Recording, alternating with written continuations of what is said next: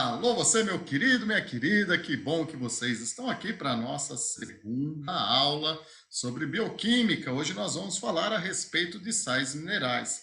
Cara, tem muita informação mesmo. Por isso, o professor Montanha deixou para você completamente na faixa um link aqui embaixo para você poder baixar o arquivo e poder apenas ir completando com as informações importantes o roteiro dessa aula.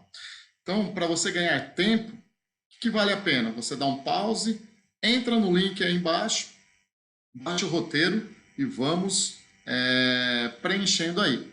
Rapaziada, em relação aos sais minerais, ele é extremamente importante para que a gente possa manter o equilíbrio orgânico, possa manter a saúde, que você possa ser um cara extremamente saudável. Sais minerais em excesso ou em falta vão poder causar danos à sua saúde. Por isso eu convido você a mergulhar na nossa aula e vamos direto ao ponto.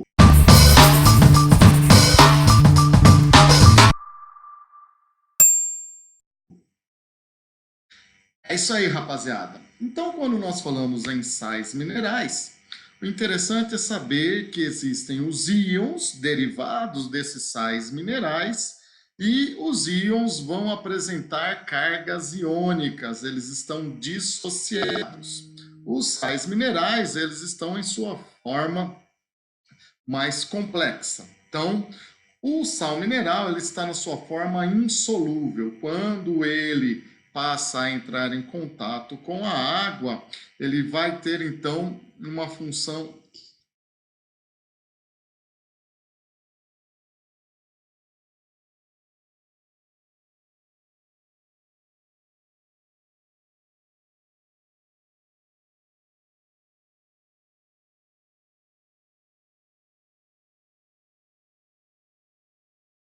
Então vamos lá, pessoal. Vamos falar, vamos mergulhar no mundo dos sais minerais.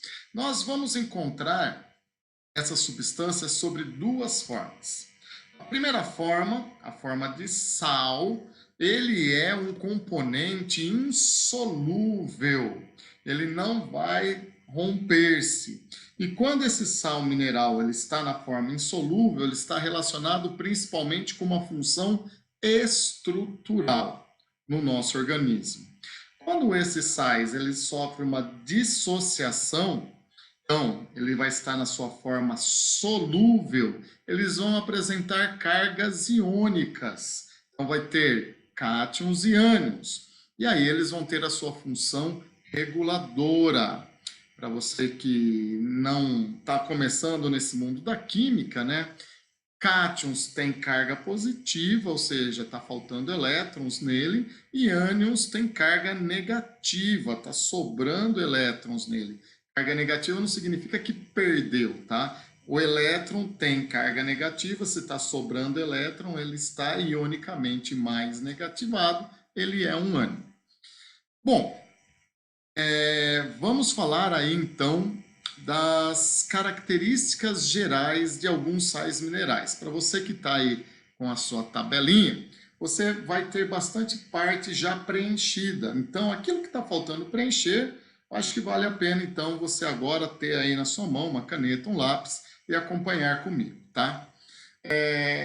Primeira coisa que nós temos que saber é que alguns sais minerais são usados em grande quantidade no nosso organismo. Por exemplo, os nossos ossos são feitos com grande concentração de cálcio. As nossas hemácias precisam de ferro para transportar oxigênio. Como nós temos muito osso e uma grande quantidade de hemácia, nós chamamos esses sais minerais de macronutrientes. Não pense que esse macro significa grande em tamanho, é grande em quantidade. E também tem o outro lado da coisa. Alguns sais são usados em pequena quantidade. E nessa utilização em pequena quantidade, não está se referindo ao tamanho, nós estamos sim nos referindo à pequena necessidade desses sais no nosso corpo, nós os chamamos de micronutrientes. Portanto, pessoal, Fiquem-se aí, macronutrientes é sais utilizados em grande quantidade. Micronutrientes são sais utilizados em pequena quantidade. Pois bem, vamos começar falando do ferro. Pessoal, existe a forma iônica do ferro mais 2 e do ferro mais 3. Esses dois íons podem ser ingeridos no nosso organismo, ok? Qual que é a importância do ferro? Bom, o ferro ele vai estar presente na molécula de hemoglobina. Vejam só, a hemoglobina é a parte da hemácia do glóbulo vermelho que vai ter a ligação com o gás oxigênio. Se você não tem ferro, você não consegue produzir a hemoglobina. Se você não produz a hemoglobina, a quantidade de hemácias no seu organismo é muito baixa, tá? Certas enzimas também precisam de ferro para elas poderem funcionar, ter a capacidade de realizar reações químicas, tá? Enzima é aquilo que promove a reação química no organismo, e algumas enzimas precisam do ferro. E o ferro também está relacionado com o nosso sistema imunológico. Se você tiver uma carência nutricional de ferro, você tem o seu sistema imunológico um pouco suprimido e você pode estar aí suscetíveis a várias doenças. Outra coisa, o ferro ele é essencial para o fornecimento de oxigênio às células e deve ser consumido em maior quantidade pelas mulheres, principalmente a partir da menarca. Por quê? A menarca significa primeira menstruação, quando ocorre a primeira menstruação na mulher. E a partir daí, mensalmente, ela tem aí uma perca relativamente grande de sangue comparado ao homem que não tem menstruação. Por isso, o suprimento que a mulher deve ingerir de alimentos ricos em ferro, como carne, deve ser uma constante, porque ela pode, inclusive, ficar anêmica por carência de ferro, ok? Bom, quais são as grandes fontes nutricionais de ferro? Todos os tipos de carne, seja de frango, de peixe, bovino, né?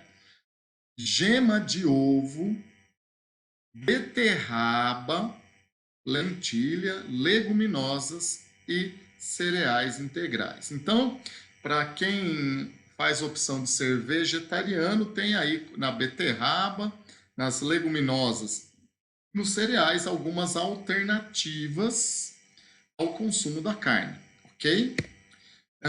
O excesso de ferro pode ser tóxico porque pode provocar distúrbios gastrointestinais, irritação aí na mucosa do sistema digestório, principalmente na mucosa do estômago. Porém, é muito mais perigoso a sua carência. Quando se tem carência, você vai ter uma fadiga crônica. O que é fadiga? Uma preguiça, tá? Uma moleza, você tá mole, não tem vontade de fazer nada, apenas dormir, ok? Então, muitas vezes a gente olha ali para um aluno, será que ele está aí com anemia? Porque o que acontece? O cara não tem força para nada, tem que dar uma sustância. Chega a reunião de pais, ela fala, seu filho tá muito devagar, vamos dar um chá aí de ferro nele para ver se ele dá uma animada, né? Então, pessoal, a fadiga, devido à carência de ferro, pode transportar menos oxigênio, gerando menos energia lá nas mitocôndrias, deixando então ele num estado de anemia, ok? Vamos falar do cálcio, né? Cálcio mais 2. Onde que nós vamos encontrar a importância do cálcio? Veja só, ele é um dos mais abundantes do nosso organismo, cerca de 99% está presente nos dentes e nos ossos. O restante está diluído aí e distribuído pelos tecidos do nosso corpo. Ele atua equilibrando a quantidade de fósforo no nosso organismo, que vamos falar daqui a pouquinho à frente, tá? E ele é fundamental para a manutenção dos tecidos ósseos. Como que chama aquela doença mesmo que as pessoas têm falta de cálcio no osso? parece que está cheio de poros, o osso, tá me faltando, me fugiu da memória, zoeira. Logo à frente a gente tem aí, vai se chamar osteoporose. Tá? Participa da regulação da pressão arterial, ele é muito importante para causar a regularidade, não ter hipotensão ou hipertensão. Fundamental na coagulação sanguínea, fazendo várias conversões ali no processo do estancamento do sangue. Muito importante para a contração muscular, secreção hormonal, transmissão de impulso nervoso e junto com o fósforo forma a estrutura de várias enzimas. Acabamos de falar ali no ferro que a enzima faz reação química. Para que haja absorção de cálcio, é primordial que haja também a presença de vitamina D. Leites e derivados, o cálcio, carnes, cereais, cereais, castanhas, soja e derivados, vitamina D. Vegetais verdes escuros. Eu guardaria principalmente vegetais verdes escuros, é rico em cálcio, e leite também. É que assim, pessoal, leite vai ter tudo. Qual que é o único alimento que um bebê, que um recém-nascido tem? Leite. Tá na dúvida, numa questão discursiva a respeito de fontes nutricionais, pode pôr leite que tu não erra, tá? Leite é o alimento mais completo. Mas depois eu queria falar um pouquinho sobre leite, né? Porque também leite não é para a vida toda, tá? A gente tem que tomar cuidado, eu sei que é um pouco polêmico o assunto, mas eu vejo apenas os recém-nascidos dos animais mamíferos tomando leite, ou eles deixam de tomar leite. E o único mamífero adulto que toma leite somos nós humanos, e o que é mais inacreditável, nós tomamos leite de outra espécie, a gente toma leite de cabra, leite de vaca. Cara, existem vários estudos mostrando que para algumas pessoas, para alguns organismos, esse leite, né, que não é próprio da nossa espécie, pode causar bastante efeitos colaterais, como rinite, refluxo. Então a gente precisa tomar cuidado um pouquinho aí. Falando que leite é muito importante para o recém-nascido, ok? Na carência de cálcio, olha lá, deformação óssea, osteoporose, fraturas e fraqueza muscular. Então, vale a pena, então, ter uma alimentação rica e associada à vitamina D. Cálcio mais vitamina D, extremamente importantes. No seu excesso, pode formar cálculo renal, porque a pedra no rim é a calcificação. Tá? Então, muito cálcio também. E esse cálculo renal, conforme vai crescendo, pode levar à insuficiência renal. Próximo é o fósforo ou fosfato. Olha ali a sua forma iônica, PO4-3. Para que o fósforo é interessante? A característica dele, assim como o cálcio, ele é vital na construção dos ossos e dos dentes. É ele que vai conferir, então, resistência aos nossos ossos associado ao cálcio. Compõe a estrutura das células, né? Porque a membrana plasmática, ela tem uma bicamada fosforolipídica. É muito importante nas reações bioquímicas, como o metabolismo energético, a forma energética que o nosso organismo tem. A molécula energética que nós usamos é o ATP, adenosina trifosfato. Ok? Então, na sua carência, novamente, né? Qual que é a fonte? A principal fonte do fósforo, novamente, leite, derivados do leite, cereais integrais, leguminosas e carnes. A carência, agora sim, falando da carência, não ocorre em situações normais, já que é encontrado na maioria dos alimentos, o fósforo está presente lá. Mas em casos isolados, sua carência pode causar fraturas e atrofia muscular. Então, é muito interessante a gente ficar esperto, porque existem pessoas que têm ossos de vidro devido à falta de capacidade de reter fósforo também no seu processo de ossificação. O excesso também vai interferir na absorção de cálcio. Então, vai aumentar a porosidade dos ossos. Você tem um excesso de fósforo, diminui a absorção de cálcio. Diminuindo a absorção de cálcio, causa osteoporose, o osso também fica fragilizado. Por isso que vale a pena salientar. Tudo é bom, desde que seja no equilíbrio, nem o excesso e nem a falta. Magnésio, pessoal. Tá MG maiúsculo aí porque meu computador não aceita no título aqui o G minúsculo, tá? Então é MG, M maiúsculo, G minúsculo, mas segue o jogo. Vai ser assim em todos. Não é que a professora Montanha não sabe escrever aí a nomenclatura química correta, tá? Esses elementos químicos. É que o computador aí não aceita.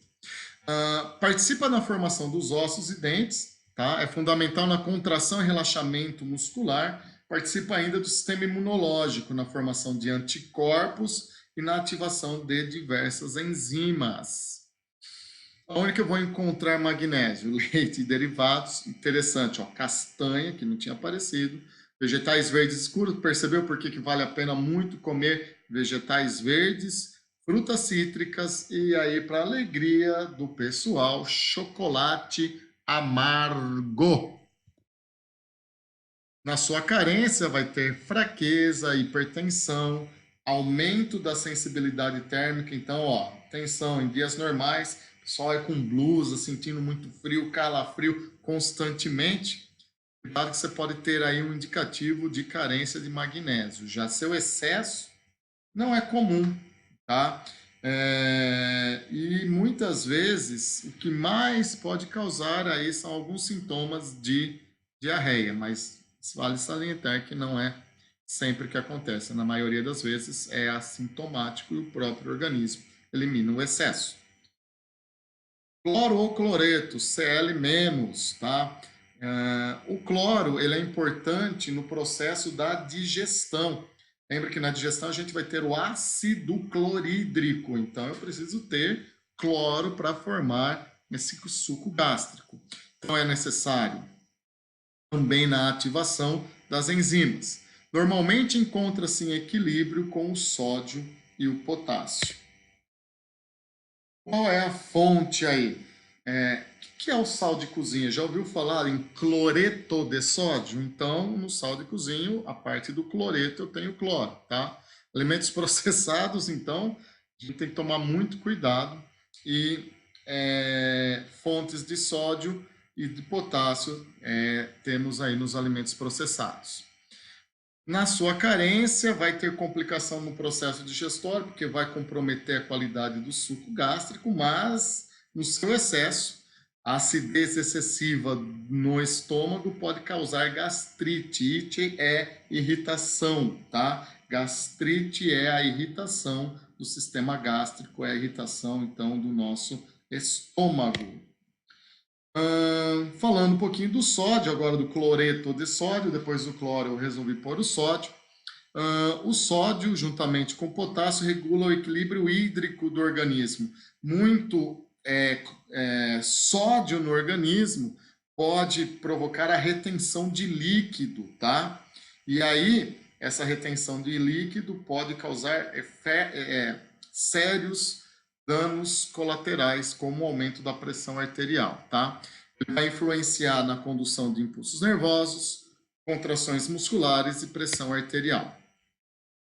O sal de cozinha é uma das fontes, como já citamos, alimentos processados e carnes defumadas. Na sua carência, como ele está relacionado com contração muscular, vai causar câimbras. Se você tem carência de sódio, não vai reter líquido, você vai ficar desidratado e vai ter pressão arterial um pouco baixa ou muito baixa, podendo causar tontura e até desmaio. Já seu excesso, pressão arterial elevada. Pode, então, essa pressão arterial elevada promover um ataque cardíaco e o aumento ou a perda de cálcio no organismo, devido ao excesso, então, aí do sódio. Beleza? Vamos falar um pouquinho do potássio. O potássio ele está associado ao sódio. Quando associado ao sódio, vai atuar no balanço hídrico do organismo, né? Está relacionado também com o transporte e a geração de corrente elétrica no nosso impulso nervoso e mantém a frequência cardíaca e a pressão arterial normal, ok? Na sua carência, vai reduzir a atividade muscular, por isso que vai gerar cãibra, inclusive do miocárdio, que é a principal musculatura do nosso coração. Nós temos o pericárdio, que é a musculatura externa, temos o endocárdio, que é a musculatura interna, e temos a musculatura do meio, aquela que realmente realiza as contrações vigorosas. E aí essa carência pode levar aí então uma disfunção dessa musculatura cardíaca. O excesso pode produzir também a arritmia cardíaca, que é a sístole e a diástole, ou a contração, o relaxamento, quando os átrios contraem os ventrículos, o ventrículo tem que relaxar, e o movimento também oposto, contraiu os ventrículos, tem que relaxar o átrio. Então, isso é o ritmo cardíaco. Se estiver fora de sintonia, causou então aí a arritmia cardíaca, pode inclusive levar à morte. Fontes importantes: frutas, verduras, leite e derivados de leite. Vou falar um pouquinho do zinco, né? O zinco, ele está relacionado, ele é extremamente importante para o crescimento e desenvolvimento do organismo. Pessoas aí que têm carência nutricional do zinco podem ter o comprometimento do seu desenvolvimento orgânico. Regula o desenvolvimento sexual durante a puberdade. Está relacionado com a produção de insulina e também com o sistema imunológico. Inclusive, ele é extremamente importante como agente oxidante. Pessoal aí que gosta de suplementação, que toma vitamina C, agora já temos aí algumas marcas colocando vitamina C mais zinco, tá? Que ele ajuda a manter o nosso sistema imune e evita também o envelhecimento precoce como um antioxidante. As principais fontes naturais são carnes, frutos do mar, ovos, legumes e castanhas. A sua carência, a carência do zinco, não é comum em jovens, mas acontece em idosos. Afeta o crescimento normal, nós falamos já que está relacionado ao crescimento, deprime o sistema imunológico, deixando então as pessoas mais suscetíveis a doenças oportunistas, como gripe, pneumonia. Vai causar a baixa do libido, que é a potência sexual, o cara fica meio tristão e tal, né? Não está muito aí com as condições sexuais, com relação sexual. Reduz a produção de esperma, vai fazer também perder o paladar e o olfato. O excesso, então, vai reduzir a absorção de cobre, causando então aí um efeito colateral no organismo. Já que citamos o cobre, agora vamos ver então a importância, a característica do cobre. É necessário para a formação da hemoglobina, assim como o ferro, e de enzimas que participam do metabolismo. Possui ação ainda também uma ação antioxidante, evita o envelhecimento precoce. Quais são as grandes fontes? Miúdos. O que é miúdo, professor? Já citou aí 3, 4 vezes. Miúdo é moela, língua, dobradinha, tá? Geralmente a parte não tão comum aí na alimentação do sistema digestório. Frutos do mar, cereais, vegetais, verdes escuros, né? Na sua carência, vai diminuir a absorção de ferro do organismo, comprometendo, então, a oxigenação do corpo devido à presença de anemia. Seu excesso é danoso para o fígado e pode causar diarreia. Próximo, o iodo. Esse também a gente fala bastante, cai bastante em prova, tá? Vale a pena aí dar uma atenção especial ao iodo. Ele é utilizado na formação, por que ele é importante? De hormônios tireoidianos, né? Então, é uma das glândulas mais importantes do nosso corpo. Ela fica localizada aqui nessa região e é conhecida como gogó. Ela vai regular o metabolismo, a função metabólica do nosso corpo, tá? Quais são as grandes fontes de iodo? sal e produtos marinhos. Porém, existe uma legislação brasileira que obriga as empresas de sal a adicionar iodo. Qualquer saquinho de sal que você for comprar, você vai ver assim, sal iodado. Não pense que os caras são bonzinhos. É por força da legislação, porque poucos produtos têm a presença de iodo naturalmente, ok? Na sua carência vai causar o BOS. O que é o BOS? É o crescimento extremamente desproporcional do papo. A pessoa está papão grande assim, tá? O indivíduo tem dificuldade até de respirar e de deglutir. O que acontece? Por que tem esse desenvolvimento aqui dessa região?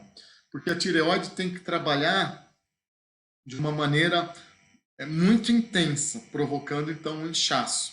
O bócio é característica marcante de quem tem aí o hipotireoidismo.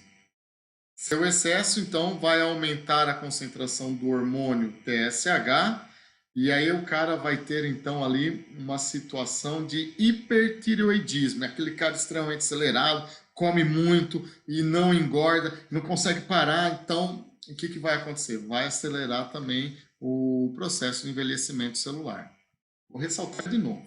Tudo que é em falta, tudo que é em excesso, vai causar dano ao seu organismo. Vamos falar do manganês, tá? O manganês é extremamente importante na produção de enzimas, mais uma vez está relacionado aí com a formação dos ossos e tendões, e possui ação antioxidante. As grandes fontes são cereais, integrais, castanhas e frutas. Sua carência é extremamente rara e seu excesso pode causar neurotoxicidade, o seu sistema nervoso começar a funcionar de maneira mais lenta, porque ele vai se acumulando, tá? E assim, pessoal, eu sei que a quantidade de informação foi extremamente grande, mas aqui é apenas uma demonstração. Vale a pena você deixar esse papelzinho aí pendurado na sua região aí de estudo, seu campo de visão, tá? Todo dia aí bater o olho nele e tal. Agora eu vou falar bem a verdade para vocês. Desde que um estudioso dos principais vestibulares, estudo mesmo para poder ofertar o melhor para vocês, e a tendência aí de incidência de questões relacionadas com sais minerais vem diminuindo ano a ano nos principais vestibulares, tá? Então, vale a pena aí você dar uma lida, fazer alguns exercícios para fixar a ideia e os conceitos. E lá na semana de revisão, assistir novamente essa videoaula, ok? Pessoal, se você gostou, se foi importante, peço para você deixar aí o seu like, tá? Você que não assinou o canal, assina, ativa o sininho que nós estamos deixando aí várias e várias aulas. Sei que hoje foi intenso, foi rápido, mas é o que vale a pena para essa aula. Um forte abraço, até a aula número 3 de Bioquímica. Tchau, fui, obrigado!